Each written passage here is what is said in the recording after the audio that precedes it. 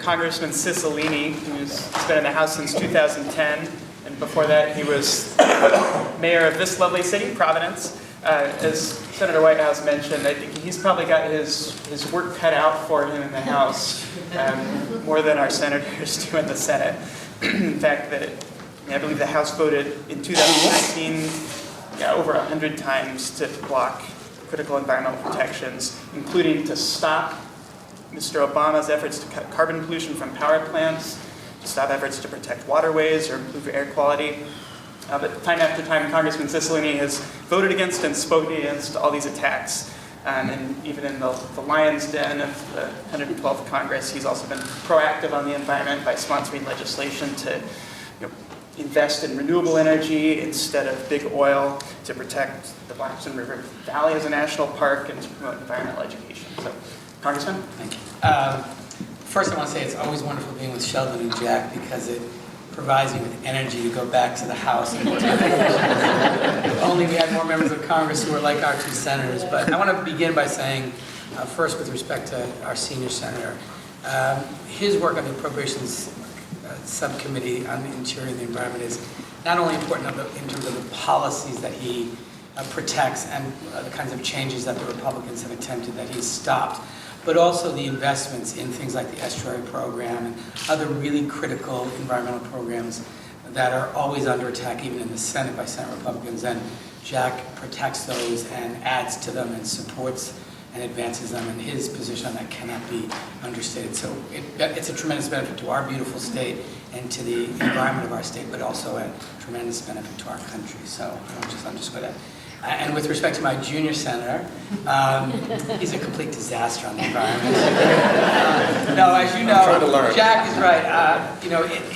He has become a spokesman not just for the United States Senate, not even just for Congress, but for our country, and really underscoring the urgency. And I cannot tell you the importance of what he's doing, even in terms of trying to educate my colleagues, of understanding the urgency of this issue and the importance of addressing it in a responsible way, and of protecting our environment for us and for future generations, and developing new sources of energy and the consequences of not doing it. And he's a voice that has been incredibly important. Even though it's on the Senate side, it makes a difference even on the House side, because it forces members on the other side of the aisle to understand and to hear this argument, even if they're not quick to embrace it. So we're very lucky to have these two senators.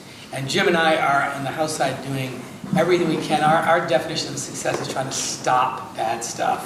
You just have to, just to give you a context, I came to the House floor one day when we were doing the Energy and Environment Appropriations Bill, and I pick up an amendment that's about to go off, and I actually thought at first this must be a spoof, because it said, no funds in this appropriation shall be used to develop or maintain a website that provides information on energy efficiency to persons under 18 years of age. Like green corn, And I actually think it passed, if I'm not mistaken. But it was actually put forth in an effort to prevent young people from getting information about energy efficiency, because of course that would begin to educate them about global climate change and carbon emissions. I mean, this is the environment that actually someone put that forward, and as I said, I think it even passed. Of course, it didn't become law because the Senate would never take it. But yeah, there's just an example of sort of the context. And so, what we continue to fight as hard as we can is the ongoing efforts to eviscerate the ability of the EPA to protect our water and our air quality, and efforts to reduce conservation and restoration of our important environmental infrastructure. And we are working very hard on encouraging additional investments in the development of renewable energy, trying to end tax breaks and subsidies we were giving to big oil and gas companies and instead redirect them to renewable energy. But it almost always breaks down on a party line pretty regularly. We had, I think in the last Congress, 4 votes to end the subsidies we give to big oil and to redirect them, one time to reduce the deficit, one time to Pell Grants, one time development of renewable energy. They failed on party lines every time.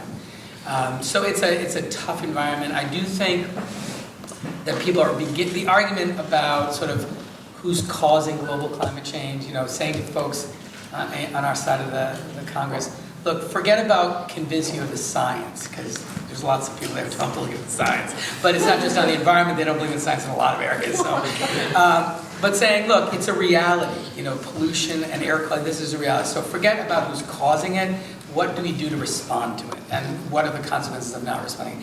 Again, it's allowing some more conversation, not action yet, but it's urgent, it's obviously very important. I want to just mention one other thing.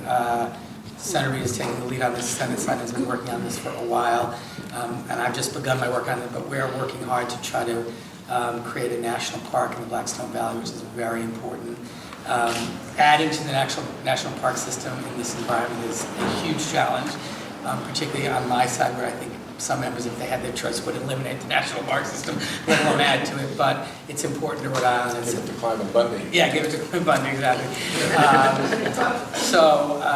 But these are really important issues, and I just want to end by thanking all of you for your incredible advocacy and for being engaged in this. I think Sheldon is absolutely right that the 2016 presidential election, it will be impossible for the leader of the Republican Party to move successfully and not recognize the urgency of this issue. And, we saw just last week, kind of within a week's time, Marco Rubio, go all over this, then of course pointed out by our great senator, but also want to point out what you'll see in today's paper, the National Endowment for the Oceans that Sheldon has introduced and worked on, and successfully now included in a part of legislation from the Senate, which is a huge deal, and because of his great leadership. So be very proud of him. Thank you.